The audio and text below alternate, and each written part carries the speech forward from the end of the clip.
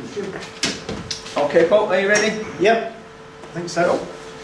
So I think we're talking some serious presentations tonight, but I want to talk about comics. So we used to read the Beano as a kid. Yeah, quite a few. I think it was obligatory when you were kind of in the 70s, 80s growing up. You had to read the Beano. I was a big fan. In fact, it's my Dennis the Menace fan club wallet right there. That's the original. I'm glad I didn't put a photo in because it would have made this presentation more embarrassing than it is. There's all sorts of rules about how you wear the badge. But I grew out of the Beano and moved on to, I was a big football fan, so Roy the Rovers was the obvious next comic for me to read. In fact, so Roy Race and Mighty Mouse and Safest Hands in Soccer. I was a bit obsessed. In fact, I went into hospital for a minor operation when I was about 10. My mum said you can have anything you want in the world. So the Melchester Rovers Sabutio team was what I chose. I think my obsession with Sabutio might be another better culture talk actually. But, then I became a teenager, and as a teenager you get a bit more angst, and obviously I was a teenager when 2000 AD actually seemed a futuristic date. So I was really into Judge Dredd and the characters within 2000 AD, but then it stopped. I grew up. I grew out of comics. I got to the age of 17, 18, and you reach the end of your comic life, because we know what happens when you read comics as an adult. You turn into these guys. You're a nerd. Or that's what's supposed to happen apparently, but I don't really understand that. This is an art form, a genre like anything else, like books, for example. So, I did read the Famous Five, and it didn't mean that I grew out of books. I grew out of Famous Five, maybe, but I didn't grow out of books as a whole. And you can still buy books. You can buy Harry Potter with an adult cover if you really want, but actually, you can read adult books as well. And similarly with films. So I was really into Star Wars as a kid. I might still be into Star Wars a little bit, but you move on, you grow up, and you watch more adult movies. Sounds wrong, doesn't it? More grown up films.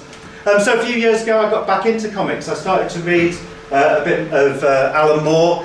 Alan Moore, one of the greatest comic book writers, and in fact wrote for 2000 AD. But these are Alan Moore books, still quite similar genre, about superheroes. But there are lots of more grown-up and adult themes, and this guy, Guy Delisle, writes about his experiences of living in some of the stranger places in the world. His wife works for Médecins Sans Frontières. And I think the graphic novel, which is just a grown-up word for comic book, the graphic novel is a great way of looking at things like travel, and actually it's the artistry and the words bring it all together. And similarly, you can get comic books on Richard Feynman, so the famous physicist, or a story about Bertrand Russell and philosophy and maths. So these aren't comic books for kids; these are comic books for grown-ups. But there is something about repeating series of comics, going into a comic book store and picking up the latest issue. So I'm not immune to that.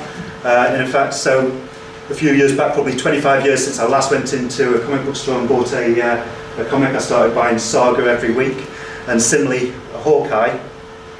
But I'd say what attracts me most to something like Hawkeye is the artwork, and there are some amazing artists within the comic genre. As can be seen here, actually, this is just 8 covers from last year. In fact, this is Saga, and this here is Hawkeye. But the art, the unique and diverse art, is actually wasted on just children. But I guess I'm preaching to the converted. Comic books are mainstream now. The Costa Novel Award in 2012 shortlisted 2 graphic novels. And in fact, Daughter of a Father's Eyes won Best Biography. And in fact our TV screens, so not just films anymore, are adaptations of comics, but also some of our favourite TV programmes. For example, The Walking Dead. And even some of the TV presenters. So Jonathan Ross wrote a comic book recently, Turf, which is surprisingly good, and a novel which I got for Christmas, which was a fantastic novel. So you might not be interested in getting dressed as Batman and going to Comic Con and no, that isn't me. But there are graphic novels for everybody, comics for grown-ups, and I implore you to go out and find some. Thank you.